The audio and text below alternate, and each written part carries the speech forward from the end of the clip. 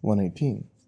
Consciousness, therefore, necessarily runs through this cycle again, but this time not in the same way as it did the first time, for it has experienced in perception that the outcome and the truth of perception is its dissolution, or its reflection out of the true and into itself. Thus it becomes quite definite for consciousness how its perceiving is essentially constituted, namely, that it is not a simple pure apprehension, but in its apprehension is at the same time reflected out of the true and into itself. This return of consciousness into itself, which is directly mingled with the pure apprehension of the object.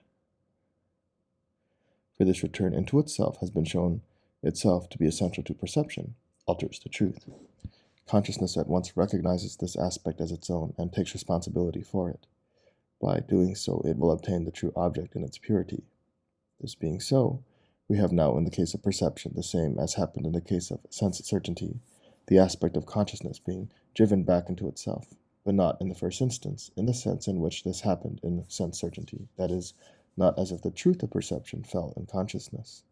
On the contrary, consciousness recognizes that it is the untruth occurring in perception that falls within it. But by this very recognition, it is able at once to supersede this untruth. It distinguishes its apprehension of the truth from the untruth of its perception, corrects this untruth, and, since it undertakes to make this correction itself, the truth, qua truth of perception, falls, of course, within consciousness.